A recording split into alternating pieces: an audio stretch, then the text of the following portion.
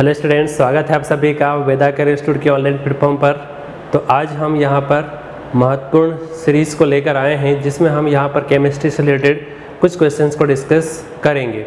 तो चलिए जल्दी से जल्दी जुड़ जाइए और इस टेस्ट सीरीज़ को यहाँ पर जो भी हम यहाँ पर इम्पोर्टेंट क्वेश्चंस यहाँ पर डिस्कस करने वाले हैं इनका यहाँ पर लाभ प्राप्त कीजिए। तो चलिए हम यहाँ पर क्वेश्चंस को स्टार्टअप करते हैं और इसमें हमारे पास यहाँ पर सबसे पहला क्वेश्चन आता है यहाँ पर कि किसी इलेक्ट्रॉन पर आवेश का पता करने का श्रेय जो होता है वो किसको जाता है, किस यहाँ पर एक्सपेरिमेंट को, किस प्रयोग को इलेक्ट्रॉन पर आवेश का पता करने का यहाँ पर श्रेय जाता है। ठीक है, जब हम यहाँ पर इंग्लिश में बात करें तो इसमें यहाँ पर होगा कि which one of the experiment is credited to determine the charge on an electron. Electron पर चार्ज जो होगा उसके लिए यहाँ पर कौन सा एक्सपेरिमेंट किया गया। हमको यहाँ पर चार ऑप्शन दिए गए हैं। पहला ऑप्शन दिया गया है मिलिकन का तेल बूंद प्रयोग, ठीक, Millikan's oil experiment, oil drop experiment. फिर दूसरा यहाँ पर दिया गया है cathode ray discharge tube experiment, जिसे हम यहाँ पर हिंदी में कहते हैं कैथोड किरण विसर्जन नली का प्रयोग। थर्ड दिया है रदरफोर्ड का अल्फा किरण प्रकीर्णन प्रयोग, रदरफोर्ड अल्फा स्कैटरिंग एक्सपेरिमेंट। और लास्ट दिया गया है यहाँ पर फोटो इलेक्ट्रिक यहाँ पर एक्सपेरिमेंट, फोटो इलेक्ट्रिक प्रभाव। तो जल्दी से जल्दी यहाँ पर कमेंट करके आप बताइए कि इसमें यहाँ पर आंसर क्या होगा। इलेक्ट्रॉन पर आवेश का पता करने का श्रेय किस एक्सपेरिमेंट को जाता है, किस प्रयोग को जाता है वो देखा जाता है। जल्दी से कमेंट करके बताओ, ए होगा, बी होगा, सी या डी। जल्दी से कमेंट करें, फिर उसके बाद हम यहाँ पर आंसर डिस्कस करेंगे कि यहाँ पर आंसर क्या होना चाहिए। अच्छा, बहुत से स्टूडेंट्स दे रहे हैं यहाँ पर बी, कुछ सी भी दे रहे हैं, कुछ ए भी यहाँ पर दे रहे हैं। अच्छा चलिए तो डिस्कस करते हैं हम यहाँ पर कि आंसर क्या होना चाहिए। तो यहाँ पर इस क्वेश्चन का आंसर हमारे पास यहाँ पर जाता हुआ जो दिखाई देता है वो है यहाँ पर ए नंबर, मिलिकन का तेल बूंद प्रयोग, या जिसको हम यहाँ पर इंग्लिश में मिलिकन्स ऑयल ड्रॉप एक्सपेरिमेंट के नाम से जानते हैं। ठीक है, अब यहाँ पर जब क्वेश्चन में पूछा गया कि इलेक्ट्रॉन पर आवेश, तो हमें यहाँ पर इलेक्ट्रॉन से रिलेटेड यहाँ पर इंफॉर्मेशन पता होना चाहिए कि इलेक्ट्रॉन कहाँ रिवॉल्व करता है। तो जैसे हम यहाँ पर किसी एटम की बात करते हैं, परमाणु की बात करते हैं, तो ये परमाणु का यहाँ पर होता है केंद्र या न्यूक्लियस, और न्यूक्लियस में होते हैं आपके प्रोटॉन और न्यूट्रॉन। ठीक, प्रोटॉन पर कौन सा चार्ज होता है, तो आंसर आता है कि पॉजिटिव चार्ज, और न्यूट्रॉन जो होता है उस पर तो ये यहाँ पर न्यूट्रल होता है। फिर इलेक्ट्रॉन कहाँ होते हैं, तो इलेक्ट्रॉन जो होते हैं वो रिवॉल्व करते हैं कहाँ पर, तो ये यहाँ पर आपकी कक्षा में। ठीक है, ये आपकी कक्षाएं हैं, इन कक्षाओं में क्या करते हैं, इलेक्ट्रॉन्स जो होते हैं लगातार क्या करते हैं, गतिशील अवस्था में रहते हैं। ठीक है, तो ये आपको यहाँ पर इलेक्ट्रॉन के बारे में इंफॉर्मेशन पता होना चाहिए। फिर यहाँ पर नेक्स्ट यहाँ पर आपको ये भी पता हो कि इलेक्ट्रॉन जो होता है इस पर चार्ज कितना होता है, इलेक्ट्रॉन का चार्ज कितना होता है, इलेक्ट्रॉन का आवेश, इलेक्ट्रॉन पर चार्ज की बात की जाए तो वो होता है -1.6 इंटू 10⁻⁻19 कूलम। ठीक है, ये यहाँ पर होता है आपका इलेक्ट्रॉन का आवेश। फिर यहाँ पर नेक्स्ट क्वेश्चन आपको ये भी पता होना चाहिए कि इलेक्ट्रॉन की खोज किसने की थी। तो इलेक्ट्रॉन की जो खोज करने वाले विद्वान थे उनका नाम था जे थॉमसन। ठीक है, इलेक्ट्रॉन की खोज किसने की थी, तो खोज में आपका नाम आएगा वो होगा जे थॉमसन। ठीक, जे थॉमसन। ठीक, फिर नामकरण, नेक्स्ट क्वेश्चन यहाँ से ये भी अराइज हो सकता है कि यहाँ पर जो खोज थी उसके अलावा नामकरण किसने किया था। तो इलेक्ट्रॉन को जो नामकरण करने वाले विद्वान थे, नामकरण किसने किया था, तो वो थे आपके स्टोनी।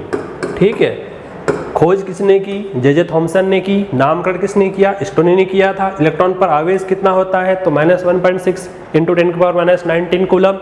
फिर यहाँ पर नेक्स्ट आपका द्रव्यमान कितना होता है, तो इलेक्ट्रॉन का जो द्रव्यमान होता है वो होता है, यहाँ पर मैं लिखता हूँ इलेक्ट्रॉन का द्रव्यमान। ठीक, इलेक्ट्रॉन का द्रव्यमान जो होता है वो होता है 9.1 इंटू 10⁻31 kg किलोग्राम्स में होता है। ठीक है, तो इससे रिलेटेड आपको यहाँ पर ये इन्फॉर्मेशन पता होना चाहिए। ठीक, फिर यहाँ पर नेक्स्ट यहाँ पर आपको जो ऑप्शन दिया गया था उसमें यहाँ पर आपको दिया गया था कि कैथोड किरण विसर्जन नली का प्रयोग। तो ये यहाँ पर जो नली का जो प्रयोग था कैथोड किरण, तो ये यहाँ पर देने वाले विद्वान कौन थे, तो ये थे यहाँ पर विलियम क्रुक्स। क्या नाम था उनका? क्रुक्स नाम से आप यहाँ पर इनको जानते हैं। और ये यहाँ पर इन्होंने 1878 में यहाँ पर इसकी खोज की थी। ठीक है, फिर यहाँ पर नेक्स्ट कैथोड किरण को ही हम इलेक्ट्रॉन भी कहते हैं। ठीक, इलेक्ट्रॉन जो होता है उस पर कैसा चार्ज, तो ये आपने चार्ज तो यहाँ पर देख लिया था। ठीक है, फिर यहाँ पर नेक्स्ट यहाँ पर इसके बारे में एक और इन्फॉर्मेशन हमारे पास होना चाहिए कि जो थेलियम एलिमेंट होता है, थेलियम एलिमेंट जो होता है उसकी खोज करने वाले जो विद्वान थे वो यहाँ पर वो भी किससे रिलेटेड थे? वो कैथोड किरण से रिलेटेड ही थे और उनका नाम था यहाँ पर क्रुक्स। ठीक है, फिर नेक्स्ट हमारे पास यहाँ पर जो ऑप्शन आया है उस ऑप्शन में हमारे पास क्या था? यहाँ पर रदरफोर्ड अल्फा किरण प्रकीर्णन प्रयोग था। तो रदरफोर्ड अल्फा प्रकीर्णन जो प्रयोग होता है, ये प्रयोग यहाँ पर देने वाले विद्वान कौन थे? तो आप यहाँ पर जानते हो क्योंकि नाम में ही छुपा हुआ है रदरफोर्ड। ठीक है, तो रदरफोर्ड का अल्फा स्कैटरिंग प्रयोग। ठीक है, फिर यहाँ पर ये जो प्रयोग था, इस प्रयोग में यहाँ पर 3 मेजर पॉइंट आते हुए दिखाई देते हैं। इन पॉइंट्स में हमारे पास यहाँ पर एक पॉइंट ये आता है कि जब भी यहाँ पर अल्फा रेस को पास किया जाता है, पास करने पर यहाँ पर क्या होता है? तो ये अधिकतर जो होती है किरणें वो क्या होती है? नाभिक से पास किया तो वो सीधी निकल जाती है। अधिकतर किरणें जो होती हैं वो सीधी निकल जाती है और कुछ जो होती है वो वहाँ पर डेविएशन या विचलन होता है। अब यहाँ पर हमने कहा कि अधिकतर जो थी वो सीधी निकल गई, तो कारण क्या था? कारण ये था कि वहाँ पर जो परमाणु होता है, जो एटम होता है, उसका अधिकांश भाग कैसा है? खोखला होता है, एम्प्टी होता है। इस कारण से ये यहाँ पर जो रेज होती है अधिकतर रेज निकल जाती है। और दूसरा यहाँ पर इन्होंने कहा कि कुछ जो होती है वो डेविएट होती हैं, विचलित होती है। विचलित क्यों होती है? क्योंकि यहाँ पर केंद्र में क्या होता है? न्यूक्लियस होता है जिस पर पॉजिटिव चार्ज, और यहाँ पर जो अल्फा रेस तो ये भी पॉजिटिव, तो ये एक दूसरे को प्रतिकर्षित करती है। तो अधिक यहाँ पर क्या करती है? ये यहाँ पर डिफ्लेक्ट कर देती है, विचलित कर देती है। और बहुत कम जो होती हैं, बहुत कम किरणें वो वहाँ पर जिस दिशा से आती है उसी दिशा में वापस लौट जाती है। ठीक है, तो ये यहाँ पर इसके 3 मेजर पॉइंट्स यहाँ पर आते हुए दिखाई देते हैं। और इसी से यहाँ पर इन्होंने यहाँ पर किसकी खोज की थी? नाभिक की खोज की थी। ठीक, यदि नाभिक की खोज भी आए तो हमको यहाँ पर आंसर क्या लगाना है? रदरफोर्ड। ठीक, और लास्ट हमारे पास यहाँ पर जो ऑप्शन था वो था फोटोइलेक्ट्रिक प्रयोग। तो फोटोइलेक्ट्रिक प्रयोग जो था, या इसी को हम इंग्लिश में कहते हैं फोटोइलेक्ट्रिक एक्सपेरिमेंट, तो देने वाले यहाँ पर विद्वान थे वो आइंस्टीन। ठीक है, इन्होंने यहाँ पर इनकी इक्वेशन भी आती है E=mc²।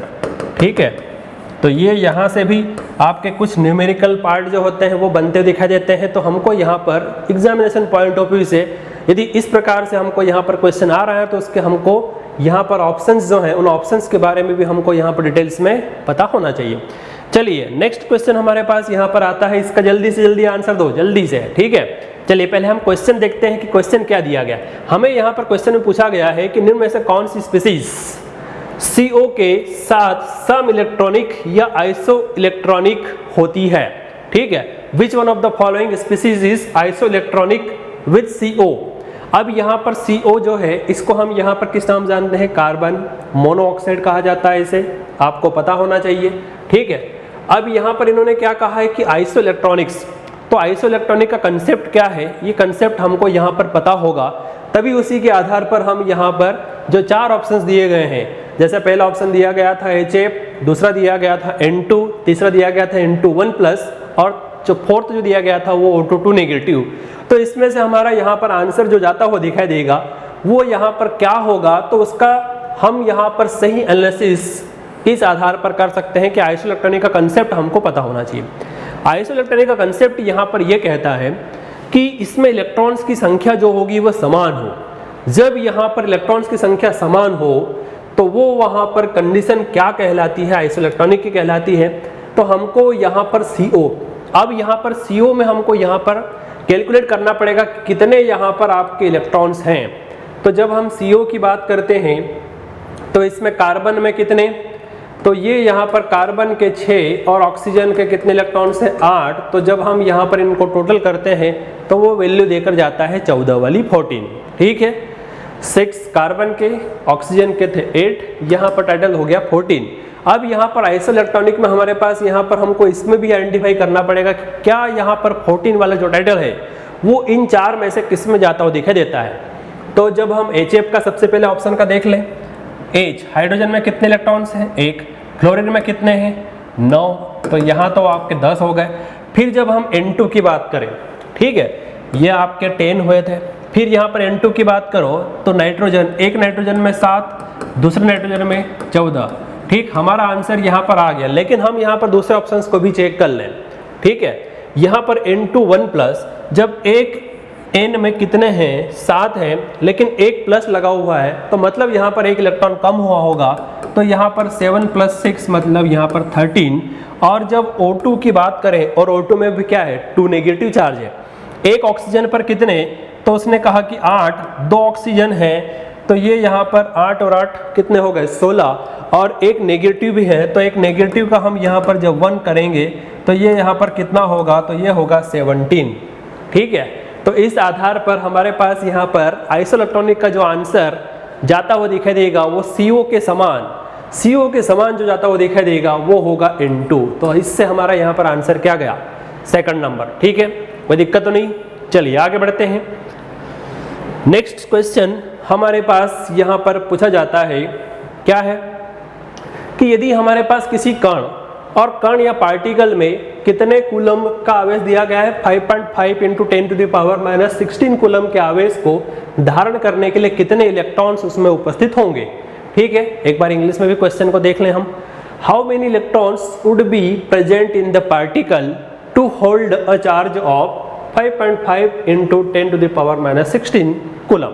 ठीक है, तो आपको यहाँ पर जो क्वेश्चन दिया गया है, इस क्वेश्चन में यहाँ पर आपको क्या दिया गया है कि इतने यहाँ पर कूलम के आवेश जब धारण करेगा तो उसके लिए कितने इलेक्ट्रॉन्स उसमें होंगे। ठीक है, तो आपको इलेक्ट्रॉन पर चार्ज पता होना चाहिए। अभी थोड़ी देर मैंने आपको बताया था कि इलेक्ट्रॉन जो होता है उस पर आवेश कितना होता है, तो आपने कहा कि 1.6 × 10⁻19 कितना कूलम में बताया। ठीक है, अब यहाँ पर 5.5 × 10⁻16 कूलम के आवेश के लिए यहाँ पर कितने इलेक्ट्रॉन्स होंगे इसमें, तो ये हमको यहाँ पर आइडेंटिफाई करना है। तो हम यहाँ पर कुछ इस प्रकार से निकाल सकते हैं कि 5.5 × 10⁻16 अपॉन 1.6 × 10⁻19। ठीक है, जब हम यहाँ पर इस वाले टाइटल को क्या करते हैं, जब डिवाइड करेंगे, ठीक है, तो डिवाइड करेंगे तो यहाँ पर जो वैल्यू आएगी वो आएगी 3432। ठीक है, इनटू यहाँ पर क्या होगा, तो यहाँ पर 10⁻16 यहाँ पर दे रखा है आपको। ठीक है, और ये जो 19 वाला टाइटल है इसको जब ऊपर ले जाओगे तो ये माइनस से प्लस में हो जाएगा। ठीक है, तो ये यहाँ पर क्या होगा, तो ये यहाँ पर जो 3.4 के समथिंग आता। ठीक है, ये 3.4 आता, और ये यहाँ पर जब माइनस करोगे इसको तो ये कितना टाइटल देकर जाएगा, ये देकर जाएगा ये 10⁻3।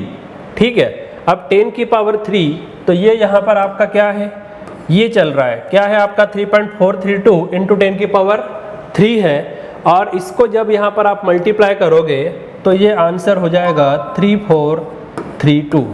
ठीक है, तो ये यहाँ पर क्या होगा, इतने कूलम यहाँ पर के इलेक्ट्रॉन्स यहाँ पर इसमें उपस्थित होंगे। आगे क्लियर हो गया। ठीक है, हमको यहाँ पर इक्वेशन को जमाते हुए इस आधार पर हमको यहाँ पर आंसर को देना है। ठीक है, तो क्वेश्चन हमारे पास यहाँ पर जो पूछा गया था इसके अकॉर्डिंग हमारा आंसर यहाँ पर जो जाता हुआ दिखाई देगा वो होगा यहाँ पर ए नंबर 3432 कूलम। ठीक है, चलिए यहाँ तक आपको कोई दिक्कत नहीं होना चाहिए। नेक्स्ट हमारे पास यहाँ पर क्वेश्चन पूछा जाता है, हाउ मेनी न्यूट्रॉन्स।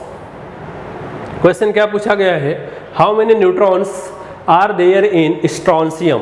ठीक है, अब स्ट्रॉन्शियम जो है इसमें आपको न्यूट्रॉन्स की यहाँ पर कैलकुलेट करना है कि कितने न्यूट्रॉन्स हैं। ठीक है, इलेक्ट्रॉन, प्रोटॉन, न्यूट्रॉन। अब यहाँ पर आपको इसमें इलेक्ट्रॉन्स कितने हैं, प्रोटॉन कितने हैं, इसमें यहाँ पर इसकी द्रव्यमान संख्या कितनी है, तो ये आपको यहाँ पर दे रखी है। ठीक है, आपको इलेक्ट्रॉन दे रखे हैं, प्रोटॉन भी दे रखे हैं, इसके बाद यहाँ पर आपको द्रव्यमान संख्या भी दे रखी है, एटॉमिक मास भी दे रखा है, एटॉमिक नंबर भी आप जानते ही हो। ठीक है, तो इसके आधार पर आप न्यूट्रॉन्स की संख्या निकाल सकते हो, क्योंकि आप यहाँ पर फॉर्मूला या सूत्र जानते हो। ठीक है, n बराबर क्या होता है, तो जब हम यहाँ पर एटॉमिक मास में से क्या करते हैं, n की वैल्यू हम निकालते हैं कैसे, तो जब आप एटॉमिक मास में से हम यहाँ पर क्या करते हैं, एटॉमिक नंबर को माइनस करते हैं। क्या करते हैं, एटॉमिक नंबर, ठीक है, या आप यहाँ पर क्या कह सकते हो, नंबर ऑफ इलेक्ट्रॉन्स, ठीक है, किसको माइनस करते हो, यहाँ पर आपके कितने इलेक्ट्रॉन्स हैं, यहाँ पर आप एटॉमिक नंबर की जगह एग्जैक्ट क्या लिखो आप, number of electrons, number of electrons, ठीक है। तो यहाँ पर n आप एटॉमिक मास कितना दे रखा है, ये है आपका 88, ठीक है, एटॉमिक मास है आपको क्वेश्चन में दे रखा है 88, और यहाँ पर आपके इलेक्ट्रॉन्स कितने हैं इसमें, तो इलेक्ट्रॉन्स है आपके 38, ठीक। तो जब यहाँ पर आप माइनस करोगे तो ये यहाँ पर क्या होगा, ये वैल्यू हो जाएगी आपकी 50, ठीक है। तो यहाँ पर आप आंसर देख लीजिए, ए नंबर यहाँ पर क्या था 38, तो ये नहीं होगा 50। अच्छा, बी वाला यहाँ पर आंसर दे रखा है 126 नहीं होगा, 88 भी नहीं होगा। तो इस आधार पर आपका आंसर क्या हो गया। यदि इसमें यहाँ पर प्रोटॉन पूछ लेता, यदि प्रोटॉन पूछे जाते हैं तो प्रोटॉन कितने होंगे इसमें, जल्दी से कमेंट करके बताओ, प्रोटॉन कितने होंगे स्ट्रोंशियम में। तो जो यहाँ पर आपका एटॉमिक नंबर, क्या कहा मैंने, जो एटॉमिक नंबर उतने ही वहाँ पर उसमें प्रोटॉन होंगे उस परमाणु, उस एटम में, ठीक है। तो हमारे पास यहाँ पर प्रोटॉन जो होंगे इसमें कितने, 38, ठीक, इलेक्ट्रॉन भी 38 थे, प्रोटॉन भी 38, और न्यूट्रॉन्स की संख्या हमने यहाँ पर निकाल ली, n की वैल्यू 50 आ गई, 50 आ गई, और इसके अलावा आपको एटॉमिक मास दे रखा था, ठीक है। चलिए, तो ये यहाँ पर आपको क्वेश्चन इस प्रकार से पूछी जाए तो आप यहाँ पर इनको अच्छे से कैलकुलेट करते आना चाहिए। नेक्स्ट क्वेश्चन हमारे पास यहाँ पर आया है, 240 नैनोमीटर की तरंग दैर्घ्य रखने वाले पीले विकिरण की तरंग संख्या क्या होगी।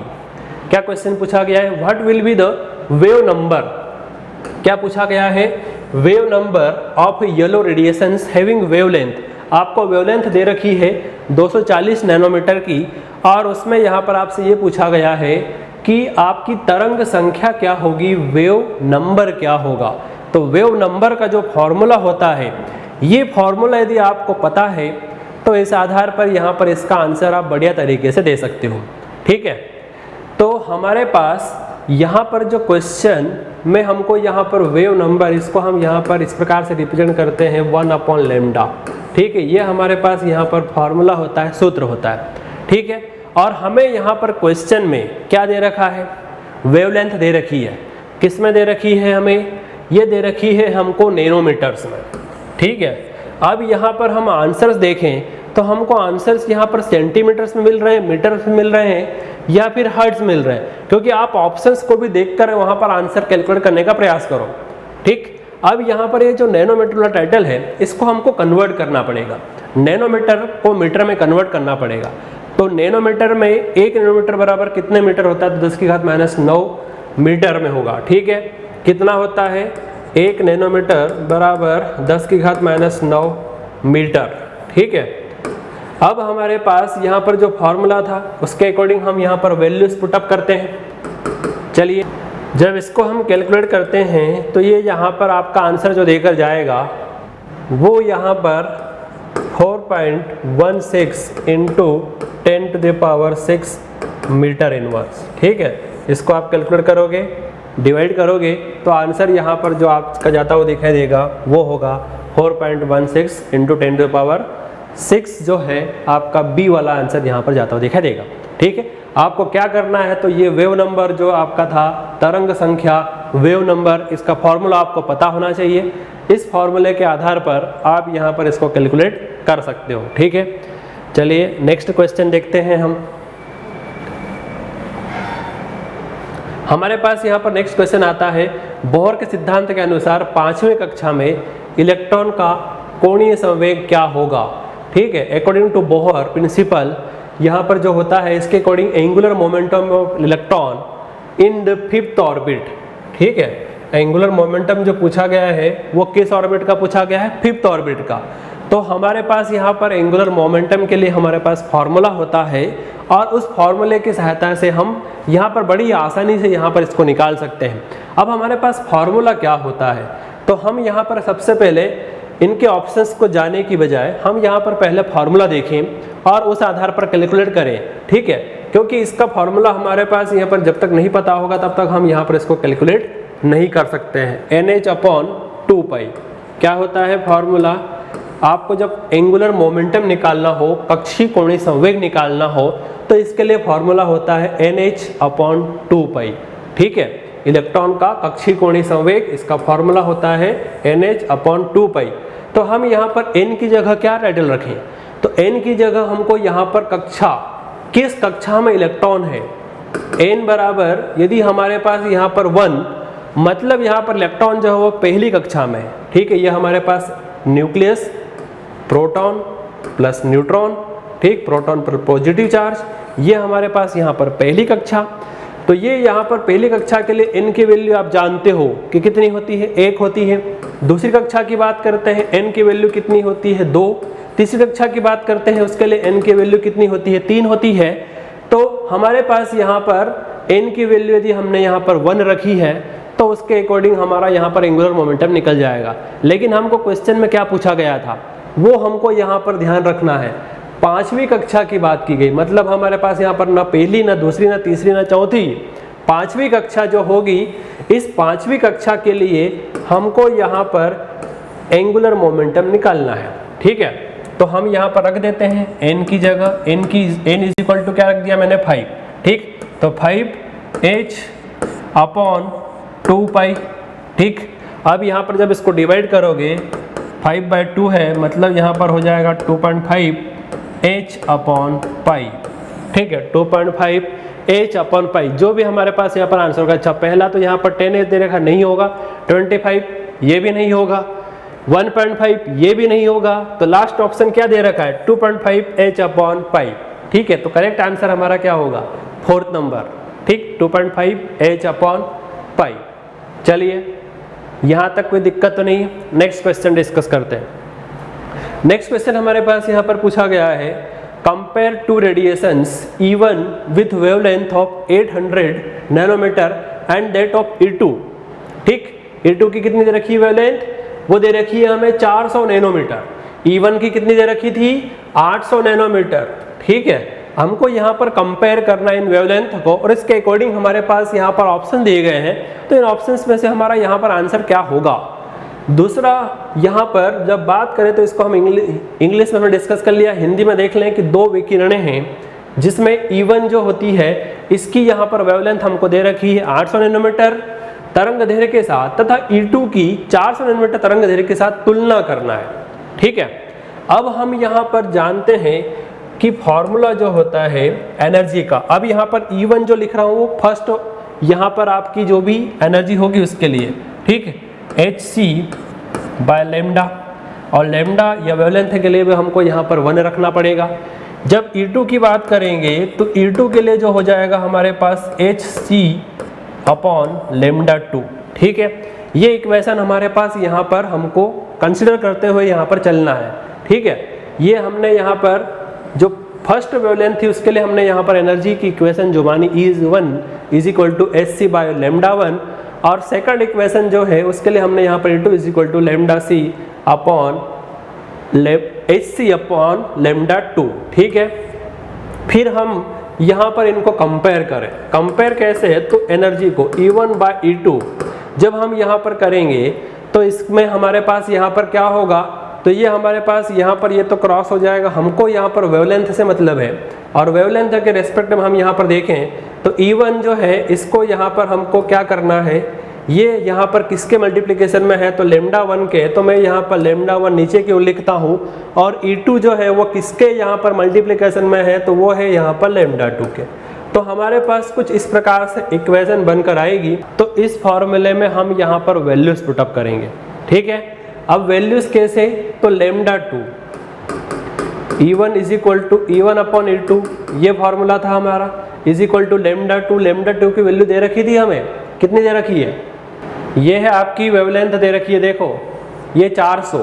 ठीक है, तो ये आपकी E2 है, λ2 है, और ये यहाँ पर λ1 कितनी है, 800 है। जब इसको क्रॉस करोगे तो 2 टाइम्स, ठीक, इसको अरेंज करोगे तो 2E1 क्या हो जाएगा, E2। ठीक है, E2 2E1, तो इसके अकॉर्डिंग यहाँ पर आंसर क्या हो गया, थर्ड नंबर। देखो थर्ड नंबर में क्या दे रखा है, E2 is equal to 2E1 दे रखा है, ठीक। E2 is equal to 2E1, तो ये हमारा यहाँ पर आंसर हो गया। कुछ देखो इस प्रकार से क्वेश्चन पूछ जाते हैं, इस क्वेश्चन को हम फिर से डिस्कस कर लेते हैं। देखो हमारे पास यहाँ पर क्वेश्चन जो दे रखा था, इसमें हमारे पास क्या था, ये हमारे पास दो विकिरणस थी, दो वेवलेंथ थी, जिनकी हमको एनर्जी दे रखी थी। एनर्जी जो है वो यहाँ पर E1 जो है, इसकी तरंग दैर्घ्य जो लेमडा है वो है हमारे पास 800 नैनोमीटर, और जो हमारे पास दूसरी तरंग दैर्घ्य E2, इसकी यहाँ पर जो वेवलेंथ है वो है हमारे पास 400 नैनोमीटर। तो इसको हमको यहाँ पर कंपेयर करना था।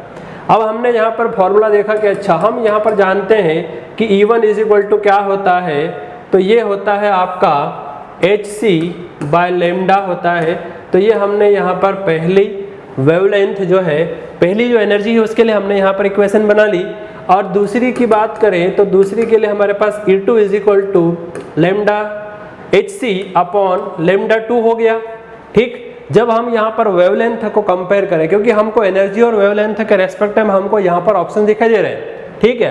तो हमारे पास यहाँ पर लेमडा की वैल्यू दे रखी है और एनर्जी के साथ उसको यहाँ पर कंपेयर करके बताना है, ठीक। अब यहाँ पर हमारे पास जो इक्वेशन बनेगी वो equation E1/E2 is equal to λ2/λ1, ठीक। यहाँ पर इस प्रकार से बनेगी।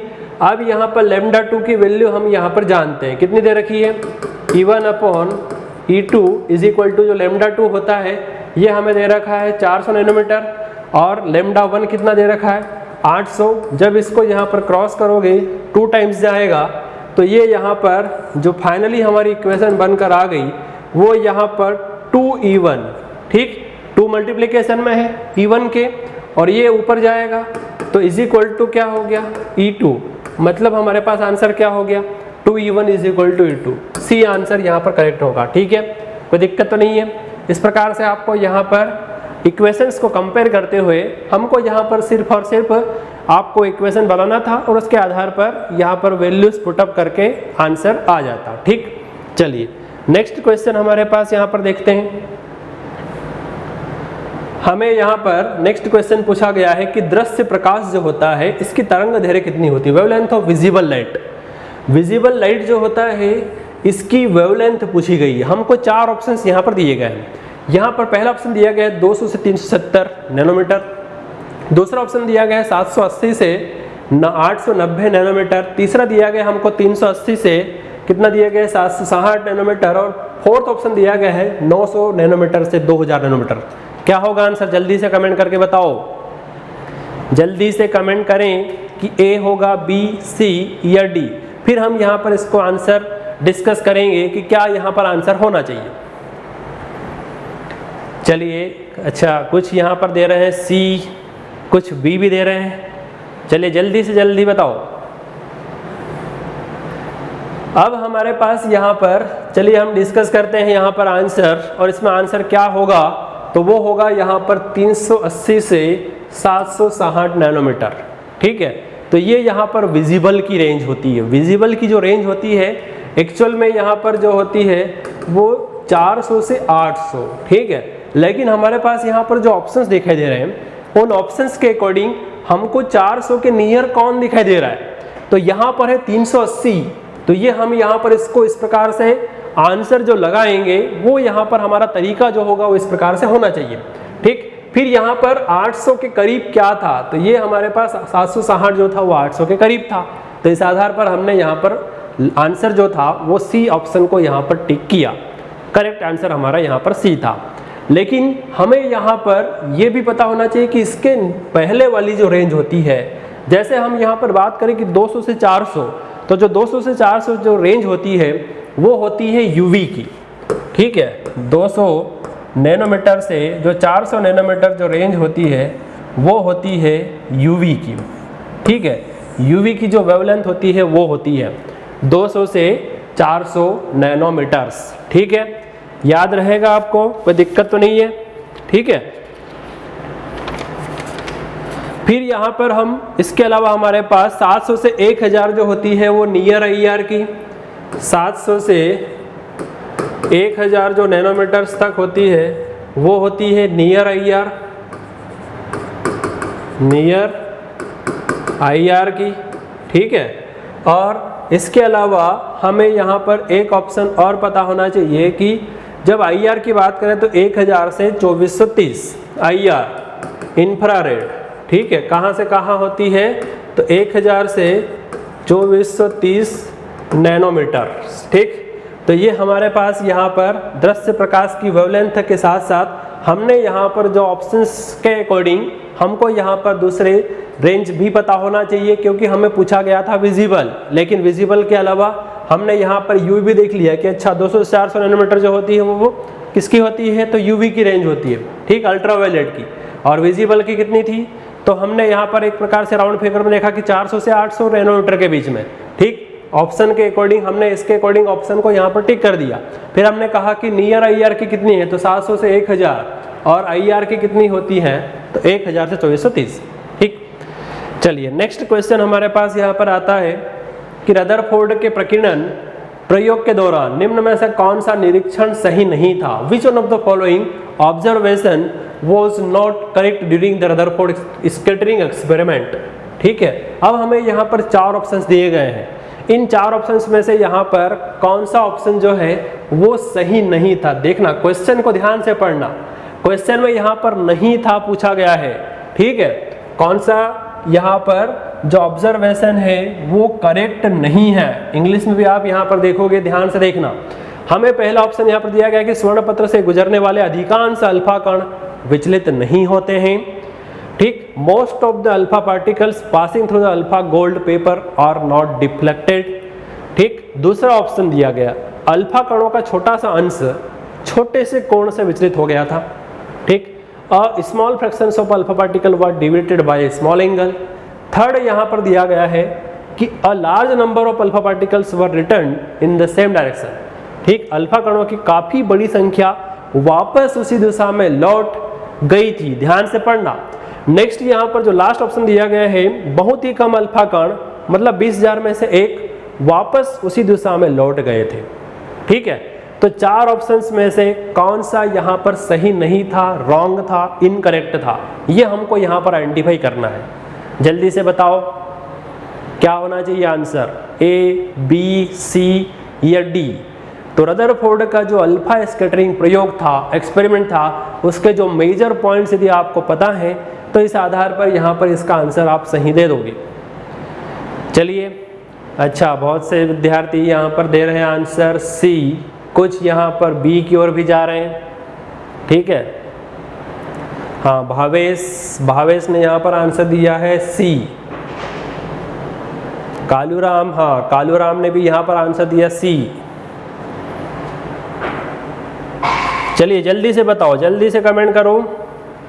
अच्छा, तो यहाँ पर हमारा आंसर जो जाता हुआ दिखाई देगा वो क्या होगा, C। अब यहाँ पर C क्यों हुआ, तो इसको आप यहाँ पर पहले आंसर को डिस्कस करें, उसके अकॉर्डिंग उसके बाद जो ऑप्शंस आपको दिए गए उसको भी हम यहाँ पर देखेंगे। इसने यहाँ पर कहा है कि अल्फा कणों को भी काफी बड़ी संख्या, क्या कहा, काफी बड़ी संख्या वापस उसी दिशा में लौट गई थी। तो ऐसा यहाँ पर इस प्रकार से कब कहा गया, ऐसा तो नहीं कहा गया था। यहाँ पर जो स्टेटमेंट आता है इनका, इसमें यहाँ पर क्या होता है कि बहुत कम जो होती है जिस दिशा से आती है उसी दिशा में लौट जाती है, ऐसा कहा गया था, न कि अधिकांश या बड़ी संख्या पे वापस उसी दिशा में लौटती है। तो ये स्टेटमेंट क्या हो गया था, हमारा रॉन्ग हो गया था, मतलब आंसर क्या हुआ, करेक्ट हमारा आंसर C हुआ, ठीक है।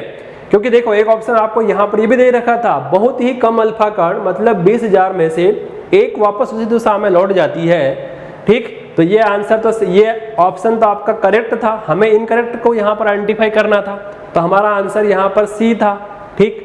D ऑप्शन जो था वो यहाँ पर क्या था, स्टेटमेंट के अकॉर्डिंग यहाँ पर करेक्ट था, लेकिन हमारे जो ऑप्शंस दिए गए थे उसके अकॉर्डिंग यहाँ पर C आंसर था।